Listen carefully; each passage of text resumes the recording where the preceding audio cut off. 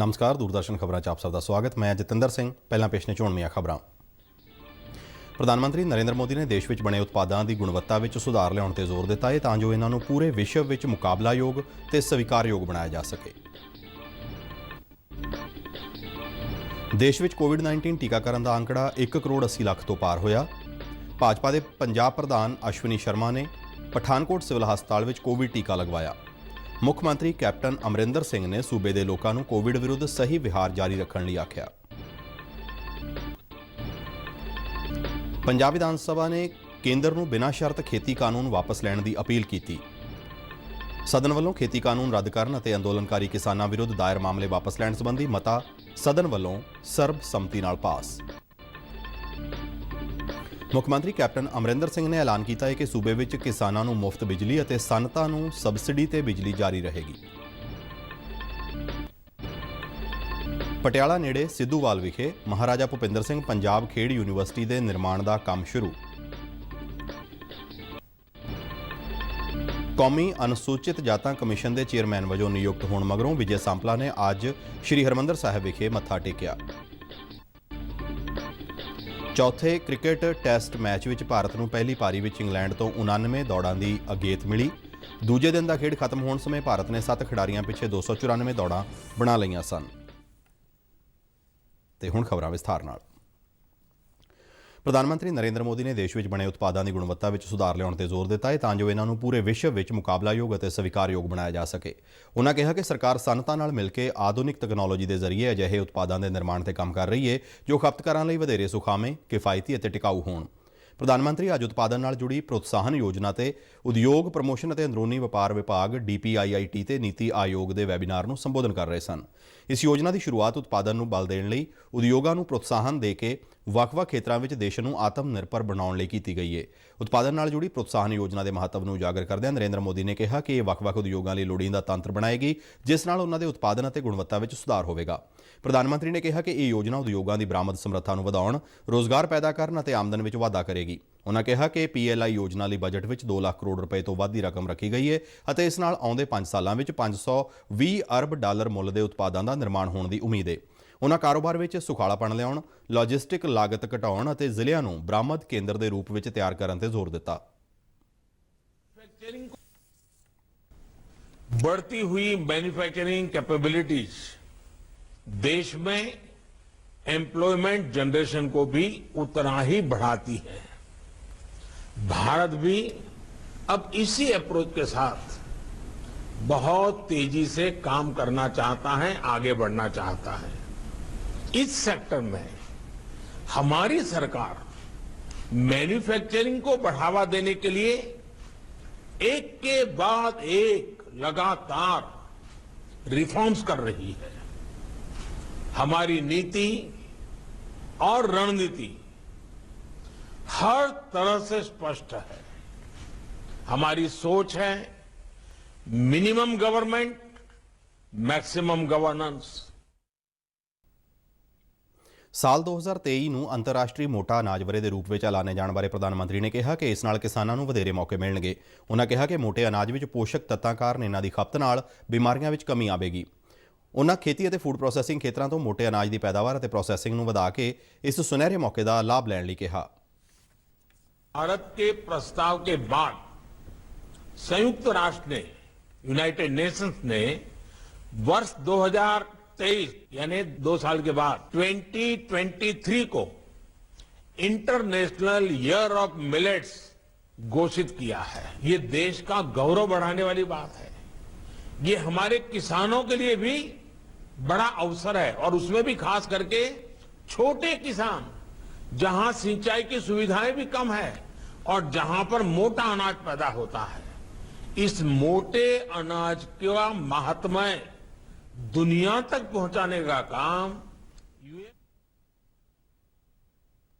ਕੇਂਦਰੀ ਸਿੱਖਿਆ ਮੰਤਰੀ ਰਮੇਸ਼ ਪੋਖਰਿਆਲ ਨਿਸ਼ੰਕ ਨੇ ਕਰਨਾਟਕ ਅਤੇ ਪੰਜਾਬ ਵਿੱਚ 2 ਨਵੇਂ ਕੇਂਦਰੀ ਵਿਦਿਆਲੇ ਖੋਲ੍ਹਣ ਦਾ ਐਲਾਨ ਕੀਤਾ ਹੈ। ਇਹ ਕਰਨਾਟਕ ਦੇ ਬੇਲਾਗਾਵੀ ਵਿੱਚ ਕੇਂਦਰੀ ਵਿਦਿਆਲਾ ਸਦਾਲਗਾ ਅਤੇ ਪੰਜਾਬ ਵਿੱਚ ਕੇਂਦਰੀ ਵਿਦਿਆਲਾ IIT ਰੋਪੜ ਵਿੱਚ ਖੋਲ੍ਹੇ ਜਾਣਗੇ। ਇਸ ਦੇ ਨਾਲ ਹੀ ਦੇਸ਼ ਭਰ ਵਿੱਚ ਕੇਂਦਰੀ ਵਿਦਿਆਲਿਆਂ ਦੀ ਕੁੱਲ ਸੰਖਿਆ ਵੱਧ ਕੇ 1247 ਹੋ ਜਾਵੇਗੀ। ਸ਼ੁਰੂ ਵਿੱਚ ਇਹਨਾਂ ਦੋਵੇਂ ਵਿਦਿਆਲਿਆਂ ਵਿੱਚ ਪਹਿਲੀ ਤੋਂ 5ਵੀਂ ਤੱਕ ਕਲਾਸਾਂ ਹੋਣਗੀਆਂ, ਬਾਅਦ ਵਿੱਚ ਕਲਾਸਾਂ 12ਵੀਂ ਤੱਕ ਵਧਾ ਦਿੱਤੀਆਂ ਜਾਣਗੀਆਂ। ਇਨ੍ਹਾਂ ਵਿਦਿਆਲਿਆਂ ਦੇ ਪੂਰੀ ਤਰ੍ਹਾਂ ਕੰਮ ਕਰਨ ਤੇ ਇਨ੍ਹਾਂ ਵਿੱਚ ਇਲਾਕੇ ਦੇ ਲਗਭਗ 1000 ਵਿਦਿਆਰਥੀ ਪੜ੍ਹਾਈ ਕਰ ਸਕਣਗੇ। ਦੋਵੇਂ ਵਿਦਿਆਲਿਆਂ ਵਿੱਚ ਦਾਖਲਾ ਪ੍ਰੀਖਿਆ ਅਕਾਦਮਿਕ ਵਰ੍ਹੇ 2021-22 ਤੋਂ ਸ਼ੁਰੂ ਹੋਵੇਗੀ। ਦੇਸ਼ ਵਿੱਚ ਕੋਵਿਡ-19 ਟੀਕਾਕਰਨ ਦਾ ਅੰਕੜਾ 1 ਕਰੋੜ 80 ਲੱਖ ਤੋਂ ਪਾਰ ਹੋ ਗਿਆ ਹੈ। ਕੇਂਦਰੀ ਸਿਹਤ ਅਤੇ ਪਰਿਵਾਰ ਭਲਾਈ ਮੰਤਰਾਲਾ ਨੇ ਕਿਹਾ ਹੈ ਕਿ 16 ਜਨਵਰੀ ਤੋਂ ਸ਼ੁਰੂ ਕੀਤੀ ਗਈ ਦੇਸ਼ ਵਿਆਪੀ ਟੀਕਾਕਰਨ ਮੁਹਿੰਮ ਅਤੇ 2 ਫਰਵਰੀ ਤੋਂ ਫਰੰਟ ਲਾਈਨ ਵਰਕਰਾਂ ਦੇ ਟੀਕਾਕਰਨ ਦੀ ਮੁਹਿੰਮ ਨਾਲ ਬੀਤੀ ਸ਼ਾਮ 7 ਵਜੇ ਤੱਕ 1 ਕਰੋੜ 77 ਲੱਖ 11,287 ਲੋਕਾਂ ਨੂੰ ਟੀਕਾ ਲਗਾਇਆ ਜਾ ਚੁੱਕਾ ਸੀ।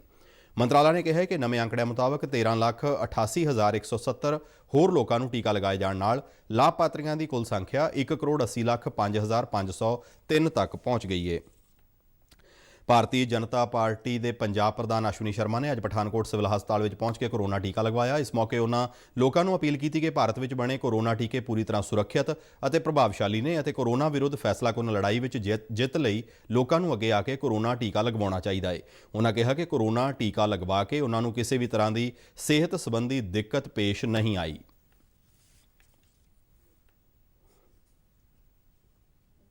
ਪੰਜਾਬ ਦੇ ਮੁੱਖ ਮੰਤਰੀ ਕੈਪਟਨ ਅਮਰਿੰਦਰ ਸਿੰਘ ਨੇ ਸੂਬੇ ਦੇ ਲੋਕਾਂ ਨੂੰ ਕੋਵਿਡ ਵਿਰੁੱਧ ਸਹੀ ਵਿਹਾਰ ਜਾਰੀ ਰੱਖਣ ਦੀ ਲੋੜ ਤੇ ਜ਼ੋਰ ਦਿੱਤਾ ਹੈ। ਅੱਜ ਵਿਧਾਨ ਸਭਾ ਵਿੱਚ ਬੋਲਦਿਆਂ ਕੈਪਟਨ ਅਮਰਿੰਦਰ ਸਿੰਘ ਨੇ ਕਿਹਾ ਕਿ ਸੂਬੇ ਵਿੱਚ ਨਾਗਰਿਕਾਂ ਦੀ ਰੋਜ਼ੀ ਰੋਟੀ ਨੂੰ ਨੁਕਸਾਨ ਕੀਤੇ ਬਗੈਰ ਬਚਾਅ, ਪਾਬੰਦੀਆਂ ਤੇ ਦਿਸ਼ਾ ਨਿਰਦੇਸ਼ ਜਾਰੀ ਰਹਿਣਗੇ। ਕੈਪਟਨ ਅਮਰਿੰਦਰ ਸਿੰਘ ਨੇ ਕੋਰੋਨਾ ਨੂੰ ਰੋਕਣ ਲਈ ਸੂਬੇ ਵੱਲੋਂ ਕੀਤੇ ਗਏ ਕੰਮਾਂ ਦੀ ਸ਼ਲਾਘਾ ਕੀਤੀ। ਉਹਨਾਂ ਕਿਹਾ ਕਿ ਪੰਜਾਬ ਦੇ ਸਿਹਤ ਅਤੇ ਫਰੰਟ ਲਾਈਨ ਕਾਮਿਆਂ, ਜ਼ਿਲ੍ਹਾ ਅਤੇ ਪੁਲਿਸ ਪ੍ਰਸ਼ਾਸਨ, NGO ਸੰਸਥਾਵਾਂ ਅਤੇ ਲੋਕਾਂ ਨੇ ਕੋਰੋਨਾ ਵਿਰੁੱਧ ਜੰਗ ਵਿੱਚ ਸ਼ਲਾਘਾਯੋਗ ਕੰਮ ਕੀਤਾ। ਮੁੱਖ ਮੰਤਰੀ ਨੇ ਕਿਹਾ ਕਿ ਇੰਜ ਜਾਪਦਾ ਹੈ ਕਿ ਭਾਰਤ ਵਿੱਚ ਕੋਰੋਨਾ ਵਾਇਰਸ ਦੀ ਦੂਜੀ ਲਹਿਰ ਸ਼ੁਰੂ ਹੋ ਗਈ ਹੈ, ਇਸ ਲਈ ਸਾਨੂੰ ਪੂਰੇ ਇਹਤਿਆਤ ਨਾਲ ਇਸ ਲਈ ਤਿਆਰ ਰਹਿਣਾ ਚਾਹੀਦਾ ਹੈ। ਮੁੱਖ ਮੰਤਰੀ ਨੇ ਸਦਨ ਨੂੰ ਸੂਬੇ ਵਿੱਚ ਸਿਹਤ ਸੰਭਾਲ ਸਹੂਲਤਾਂ ਨੂੰ ਮਜ਼ਬੂਤ ਬਣਾਉਣ ਲਈ ਆਪਣੀ ਸਰਕਾਰ ਵੱਲੋਂ ਚੁੱਕੇ ਗਏ ਕਦਮਾਂ ਤੋਂ ਜਾਣੂ ਕਰਵਾਇਆ। ਉਹਨਾਂ ਕਿਹਾ ਕਿ ਮਿਸ਼ਨ ਫਤਿਹ ਤਹਿਤ ਲੋਕਾਂ ਨੂੰ ਕੋਰੋਨਾ ਵਾਇਰਸ ਬਾਰੇ ਜਾਗਰੂਕ ਕਰਵਾਇਆ ਜਾ ਰਿਹਾ ਹੈ। ਇਸ ਤੋਂ ਇਲਾਵਾ ਲੋਕਾਂ ਦੀ ਮਦਦ ਲਈ ਹੈਲਪਲਾਈਨਾਂ ਅਤੇ ਐਪ ਵੀ ਜਾਰੀ ਕੀਤੀਆਂ ਗਈਆਂ ਨੇ। ਮੁੱਖ ਮੰਤਰੀ ਨੇ ਕਿਹਾ ਕਿ ਮਹਾਮਾਰੀ ਦੇ ਦੌਰ ਵਿੱਚ ਵੀ ਅਨਾਜ ਦੀ ਖਰੀਦ ਦਾ ਕੰਮ ਨਿਰਵਿਘਨ ਚੱਲਿਆ, ਜਿਸ ਵਾਸਤੇ ਕਿਸਾਨ ਵਧਾਈ ਦੇ ਪਾਤਰ ਨੇ। ਮੁੱਖ ਮੰਤਰੀ ਕੈਪਟਨ ਅਮਰਿੰਦਰ ਸਿੰਘ ਨੇ ਐਲਾਨ ਕੀਤਾ ਹੈ ਕਿ ਸੂਬੇ ਵਿੱਚ ਕਿਸਾਨਾਂ ਨੂੰ ਮੁਫਤ ਬਿਜਲੀ ਅਤੇ ਸਨਅਤਾਂ ਨੂੰ ਸਬਸਿਡੀ ਤੇ ਬਿਜਲੀ ਜਾਰੀ ਰਹੇਗੀ। ਇਸ ਦੇ ਨਾਲ ਹੀ SC, BPL ਅਤੇ BC ਪਰਿਵਾਰਾਂ ਲਈ 200 ਯੂਨਿਟ ਮੁਫਤ ਬਿਜਲੀ ਦੀ ਸਹੂਲਤ ਵੀ ਜਿਉਂ ਦੀ ਤਿਉਂ ਜਾਰੀ ਰਹੇਗੀ। ਅੱਜ ਵਿਧਾਨ ਸਭਾ ਵਿੱਚ ਬੋਲਦਿਆਂ ਕੈਪਟਨ ਅਮਰਿੰਦਰ ਸਿੰਘ ਨੇ ਸਪਸ਼ਟ ਕੀਤਾ ਕਿ ਇਹ ਸਾਰੀਆਂ ਸਹੂਲਤਾਂ ਸਰਕਾਰ ਵੱਲੋਂ ਕਿਸੇ ਵੀ ਕੀਮਤ ਤੇ ਵਾਪਸ ਨਹੀਂ ਲਈਆਂ ਜਾਣਗੀਆਂ। ਉਹਨਾਂ ਕਿਹਾ ਕਿ ਉਹਨਾਂ ਦੀ ਸਰਕਾਰ ਹਰ ਵਰਗ ਦੇ ਲੋਕਾਂ ਦੀ ਭਲਾਈ ਲਈ ਵਚਨਬੱਧ ਹੈ ਅਤੇ ਖੇਤੀ ਤੇ ਸਨਅਤੀ ਸੈਕਟਰਾਂ ਦਾ ਵਿਕਾਸ ਉਹਨਾਂ ਦੀ ਸਰਕਾਰ ਦੀ ਮੁੱਖ ਤਰਜੀਹ ਹੈ। ਉਹਨਾਂ ਦੱਸਿਆ ਕਿ ਸੂਬੇ ਵਿੱਚ 14,23,000 ਟਿਊਬਵੈੱਲ ਨੇ ਅਤੇ ਸਰਕਾਰ ਵੱਲੋਂ ਸਾਲ 2018-19 ਵਿੱਚ 5,733 ਕਰੋੜ ਰੁਪਏ ਅਤੇ ਸਾਲ 2019-20 ਵਿੱਚ 6,060 ਕਰੋੜ ਰੁਪਏ ਦੀ ਸਬਸਿਡੀ ਦਿੱਤੀ ਗਈ, ਜਿਸ ਨਾਲ 14,23,000 ਕਿਸਾਨਾਂ ਨੂੰ ਲਾਭ ਮਿਲਿਆ। ਇਸੇ ਤਰ੍ਹਾਂ 1,36,000 ਸਨਅਤਾਂ ਨੂੰ ਸਬਸਿਡੀ ਤੇ ਬਿਜਲੀ ਮੁਹੱਈਆ ਕਰਾਉਣ ਲਈ ਸਰਕਾਰ ਵੱਲੋਂ 6,010 ਕਰੋੜ ਰੁਪਏ ਦੀ ਰਕਮ ਅਦਾ ਕੀਤੀ ਗਈ, ਜਦਕਿ 24,31,000 ਘਰੇਲੂ ਖਪਤਕਾਰਾਂ ਨੂੰ ਸਰਕਾਰ ਵੱਲੋਂ ਮੁਫਤ ਬਿਜਲੀ ਮੁਹੱਈਆ ਕਰਵਾਈ ਗਈ। ਮੁੱਖ ਮੰਤਰੀ ਨੇ ਸਦਨ ਵਿੱਚ ਦੱਸਿਆ ਕਿ 5,64,000 ਛੋਟੇ ਤੇ ਸੀਮਾਂਤ ਕਿਸਾਨਾਂ ਵਿੱਚੋਂ ਬਾਕੀ ਰਹਿੰਦੇ 1,13,000 ਕਿਸਾਨਾਂ ਨੂੰ ਵੀ ਆਉਂਦੇ ਮਾਲੀ ਵਰ੍ਹੇ ਦੌਰਾਨ ਕਰਜ਼ਾ ਮੁਆਫੀ ਸਕੀਮ ਤਹਿਤ ਲਿਆਂਦਾ ਜਾਵੇਗਾ। ਵਿਦਿਆਰਥੀਆਂ ਨੂੰ ਪੜ੍ਹਾਈ ਲਈ ਉਤਸ਼ਾਹਿਤ ਕਰਨ ਅਤੇ ਇਮਤਿਹਾਨਾਂ ਪ੍ਰਤੀ ਵਿਦਿਆਰਥੀਆਂ ਅੰਦਰ ਡਰ ਨੂੰ ਘੱਟ ਕਰਨ ਲਈ ਪ੍ਰਧਾਨ ਮੰਤਰੀ ਨਰਿੰਦਰ ਮੋਦੀ ਵੱਲੋਂ ਹਰ ਸਾਲ ਵਿਸ਼ੇਸ਼ ਪ੍ਰੋਗਰਾਮ ਪ੍ਰੀਖਿਆ ਪੇ ਚਰਚਾ ਕੀਤਾ ਜਾਂਦਾ ਹੈ, ਜਿਸ ਵਿੱਚ ਦੇਸ਼ ਭਰ ਦੇ ਵੱਖ-ਵੱਖ ਸਕੂਲਾਂ ਦੇ ਵਿਦਿਆਰਥੀ ਅਤੇ ਅਧਿਆਪਕ ਹਿੱਸਾ ਲੈਂਦੇ ਨੇ। ਬੀਤੇ ਸਾਲ ਬਠਿੰਡਾ ਜ਼ਿਲ੍ਹੇ ਦੇ ਪਿੰਡ ਮਲੂਕਾ ਦੇ ਸਰਕਾਰੀ ਕੰਨਿਆ ਸੈਕੰਡਰੀ ਸਕੂਲ ਦੀਆਂ 5 ਵਿਦਿਆਰਥਣਾਂ ਨੇ ਇਸ ਪ੍ਰੋਗਰਾਮ ਵਿੱਚ ਹਿੱਸਾ ਲਿਆ ਸੀ। ਇੱਥੋਂ ਦੀਆਂ ਵਿਦਿਆਰਥਣਾਂ ਅਰਦੀਪ ਕੌਰ, ਰਵਨੀਤ ਕੌਰ, ਮਨਵੀਰ ਕੌਰ, ਵਿਪਿਨਦੀਪ ਕੌਰ ਅਤੇ ਸੁਮਨਪ੍ਰੀਤ ਕੌਰ ਨੇ ਕਿਹਾ ਕਿ ਦਿੱਲੀ ਵਿੱਚ ਹੋਏ ਪ੍ਰੀਖਿਆ ਪੇ ਚਰਚਾ ਸਮਾਗਮ ਵਿੱਚ ਸ਼ਿਰਕਤ ਕਰਨ ਸਮੇਂ ਬਿਤਾਇਆ ਉਹ ਸਮਾਂ ਉਹਨਾਂ ਨੂੰ ਅੱਜ ਵੀ ਯਾਦ ਆਉਂਦਾ ਹੈ। ਅਰਦੀਪ ਕੌਰ ਕਹਿੰਦੀ ਹੈ ਕਿ ਉਸ ਵੱਲੋਂ ਪ੍ਰੀਖਿਆ ਵਿੱਚ ਡਰ ਬਾਰੇ ਪੁੱਛੇ ਸਵਾਲ ਦਾ ਪ੍ਰਧਾਨ ਮੰਤਰੀ ਨਰਿੰਦਰ ਮੋਦੀ ਨੇ ਬਹੁਤ ਵਧੀਆ ਜਵਾਬ ਦਿੱਤਾ ਅਤੇ ਆਪਣੇ ਅੰਦਰ ਆਤਮ ਵਿਸ਼ਵਾਸ ਬਣਾਈ ਰੱਖਣ ਦੀ ਗੱਲ ਕਹੀ। ਉਸ ਦਿਨ ਤੋਂ ਬਾਅਦ ਅਰਦੀਪ ਨੂੰ ਆਪਣੀ ਜ਼ਿੰਦਗੀ ਵਿੱਚ ਬਦਲਾਅ ਮਹਿਸੂਸ ਹੋਇਆ।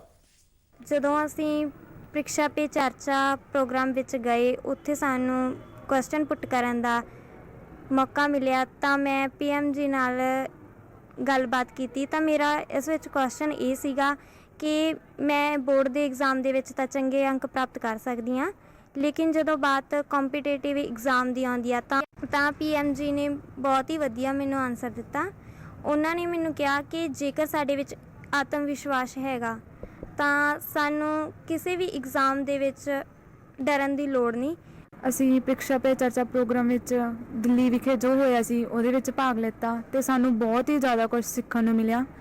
ਮਤਲਬ ਸਭ ਤੋਂ ਜ਼ਿਆਦਾ ਸਿੱਖਣ ਨੂੰ ਮਿਲਿਆ ਕਿ ਸਾਨੂੰ ਜਿਹੜੇ ਪੇਪਰ ਹੈ ਉਹਨਾਂ ਤੋਂ ਘਬਰਾਉਣਾ ਨਹੀਂ ਚਾਹੀਦਾ।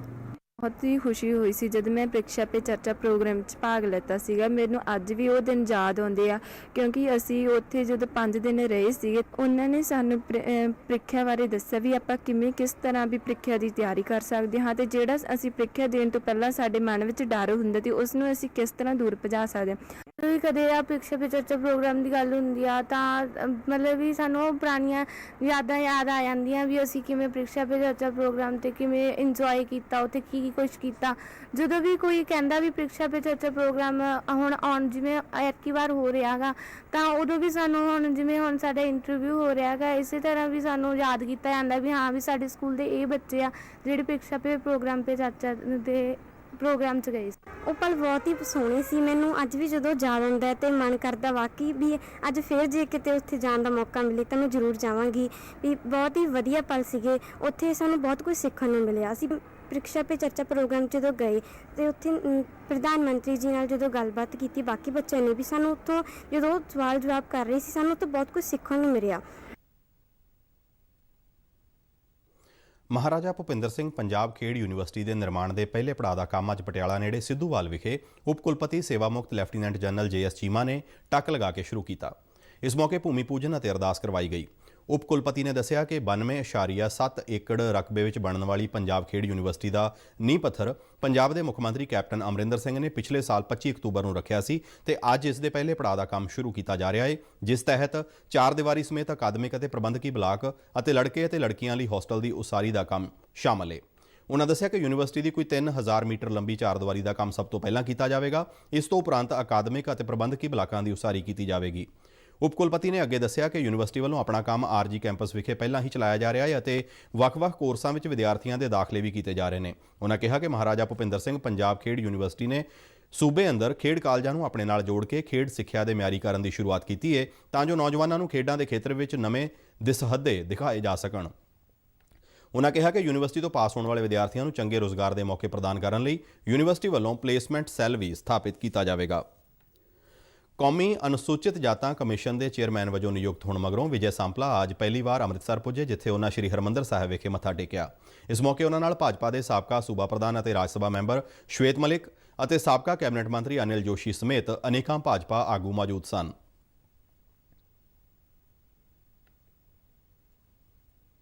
ਬਾਅਦ ਵਿੱਚ ਅੰਮ੍ਰਿਤਸਰ ਵਿੱਚ ਇੱਕ ਪ੍ਰੈਸ ਕਾਨਫਰੰਸ ਦੌਰਾਨ ਵਿਜੇ ਸਾਂਪਲਾ ਨੇ ਕਿਹਾ ਕਿ ਉਹ ਅਨੁਸੂਚਿਤ ਜਾਤਾਂ ਕਮਿਸ਼ਨ ਦੇ ਚੇਅਰਮੈਨ ਵਜੋਂ ਅਹੁਦਾ ਸੰਭਾਲਣ ਤੋਂ ਪਹਿਲਾਂ ਸ਼੍ਰੀ ਹਰਿਮੰਦਰ ਸਾਹਿਬ ਵਿਖੇ ਮੱਥਾ ਟੇਕ ਕੇ ਗੁਰੂ ਘਰ ਦਾ ਸ਼ੁਕਰਾਨਾ ਕਰਨ ਆਏ ਨੇ। ਸਾਂਪਲਾ ਨੇ ਕਿਹਾ ਕਿ ਉਹਨਾਂ ਨੂੰ ਅਨੁਸੂਚਿਤ ਜਾਤਾਂ ਨਾਲ ਸੰਬੰਧਿਤ ਭਾਈਚਾਰੇ ਦੀਆਂ ਮੁਸ਼ਕਲਾਂ ਦੇ ਨਿਵਾਰਣ ਸੰਬੰਧੀ ਜ਼ਿੰਮੇਵਾਰੀ ਸੌਂਪੀ ਗਈ ਹੈ ਅਤੇ ਉਹ ਇਹ ਜ਼ਿੰਮੇਵਾਰੀ ਪੂਰੀ ਤਨਦੇਹੀ ਨਾਲ ਨਿਭਾਉਣਗੇ। ਵਿਜੇ ਸਾਂਪਲਾ ਨੇ ਦਲਿਤ ਔਰਤਾਂ ਵਿਰੁੱਧ ਦਿਨੋ-ਦਿਨ ਵੱਧ ਰਹੇ ਅਪਰਾਧਾਂ ਤੇ ਚਿੰਤਾ ਜ਼ਾਹਰ ਕੀਤੀ। ਉਹਨਾਂ ਕਿਹਾ ਕਿ ਉਹ ਅਜਿਹੇ ਅਪਰਾਧਾਂ ਦੇ ਦੋਸ਼ੀਆਂ ਨੂੰ ਸਜ਼ਾ ਦਿਵਾਉਣ ਅਤੇ ਪੀੜਤਾਂ ਨੂੰ ਇਨਸਾਫ ਦਿਵਾਉਣ ਦਾ ਆਪਣਾ ਫਰਜ਼ ਪੂਰਾ ਕਰਨ 'ਚ ਕਦੇ ਕੁਤਾਹੀ ਨਹੀਂ ਵਰਤਣਗੇ।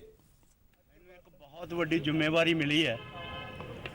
ਅਨੁਸੂਚਿਤ ਜਾਤੀ ਦੇ ਨੈਸ਼ਨਲ ਕਮਿਸ਼ਨ ਦੇ ਚੇਅਰਮੈਨ ਵਜੋਂ ਮੈਨੂੰ ਨਵੀਂ ਨਿਯੁਕਤੀ ਹੋਈ ਹੈ ਔਰ ਨਿਯੁਕਤੀ ਤੋਂ ਬਾਅਦ ਮੈਂ ਆਪਣਾ ਸਾਰਾ ਕੰਮ ਸ਼ੁਰੂ ਕਰਨ ਤੋਂ ਪਹਿਲਾਂ ਸਾਰੇ ਜਗ੍ਹਾ ਤੇ ਸ਼ੀਸ਼ ਝੁਕਾ ਕੇ ਨਿਮਨ ਕਰਕੇ ਆਸ਼ੀਰਵਾਦ ਲੈ ਕੇ ਅੱਗੇ ਵਧਣਾ ਚਾਹੁੰਦਾ ਤਾਂ ਕਿ ਜਿਹੜਾ ਕੰਮ ਮੈਨੂੰ ਮੇਰੇ ਤੇ ਵਿਸ਼ਵਾਸ ਕਰਕੇ ਦਿੱਤਾ ਗਿਆ ਉਸ ਨੂੰ ਮੈਂ ਚੰਗੀ ਤਰ੍ਹਾਂ ਨਿਭਾ ਵੀ ਸਕਾਂ ਔਰ ਜਿਹੜਾ ਮੈਨੂੰ ਕੰਮ ਦਿੱਤਾ ਹੈ ਕਿ ਉਹ ਅਨੁਸੂਚਿਤ ਜਾਤੀ ਦੇ ਉੱਤੇ ਹੋ ਰਹੇ ਅਤਿਆਚਾਰ ਨਿਵਾਰਨ ਦਾ, ਉਹਨਾਂ ਨੂੰ ਨਿਆਂ ਦਿਵਾਉਣ ਦਾ ਕੰਮ ਜਿਹੜਾ ਆ ਉਹ ਸਾਡੀ ਜ਼ਿੰਮੇਵਾਰੀ ਹੋਏਗੀ ਔਰ ਉਸ ਜ਼ਿੰਮੇਵਾਰੀ ਨੂੰ ਨਿਭਾਉਣ ਦੇ ਲਈ ਵਾਹਿਗੁਰੂ ਦੇ ਚਰਨਾਂ 'ਚ ਅਰਦਾਸ ਬੇਨਤੀ ਕਰਕੇ ਆਏ ਕਿ ਸਾਨੂੰ ਆਸ਼ੀਰਵਾਦ ਇਸ ਬਲ ਬਖਸ਼ੇ ਕਿ ਅਸੀਂ ਉਸ ਜਿਹੜੀ ਜ਼ਿੰਮੇਵਾਰੀ ਨੂੰ ਸਹੀ ਨਿਭਾ ਸਕੀਏ। ਇਸ ਸੰਦੇਹ ਕਿ ਬਈ ਇਹਦੇ 'ਚ ਕੋਈ ਸ਼ੱਕ ਨਹੀਂ ਕਿ ਇਹ ਸ਼ੋਸ਼ਣ ਹੋ ਰਹੇ ਆ ਔਰ ਜੇ ਹੋ ਰਿਹਾ ਤਾਂ ਹੀ ਸਾਡੀ ਨਿਯੁਕਤੀ ਕੀਤੀ ਗਈ ਹੈ।